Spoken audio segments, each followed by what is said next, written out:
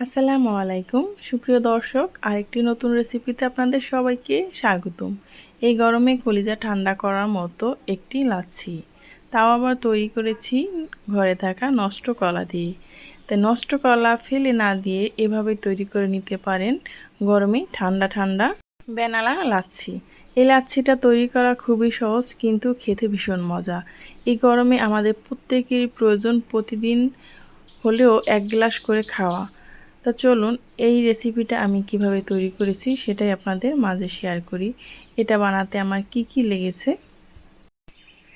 এই তো আমি এখানে নিয়েছি 2 টেবিল চামচ গুঁড়া দুধ, হাফ কাপ চিনি এবং 1 কাপ থেকে হালকা একটু কম টক দই নিয়েছি, বরফ কুচি।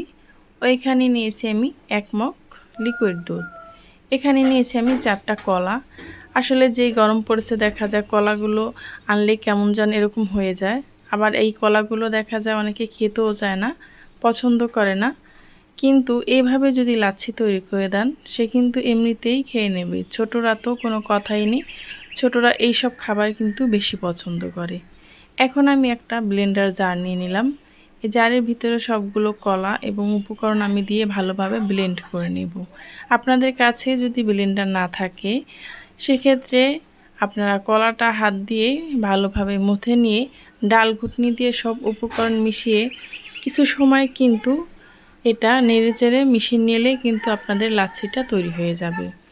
এখন আমি এটাকে ব্লেন্ড করে নেব। এই ব্লেন্ডটা করতে হবে থেমে থেমে, তাহলে এইভাবে ফেনা উপরে উঠে আসবে একদম রেস্টুরেন্টের মতো।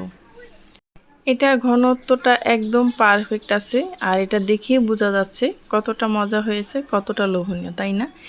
এই গরমে যদি আপনি এরকম একটা ঠান্ডা ঠান্ডা লাচ্ছি খান তাহলে কিন্তু আপনার কলিজা মন প্রাণ সব কিছুই কিন্তু ঠান্ডা হয়ে যাবে। এই তো এখন আমি এটাকে পরিবেশন করে নেব।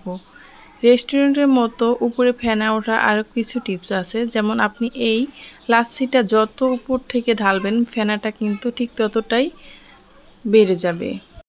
আজকে আমার চ্যানেলে যারা প্রথম ভিজিট করেছেন তাদেরকে জানাই অসংখ্য ধন্যবাদ।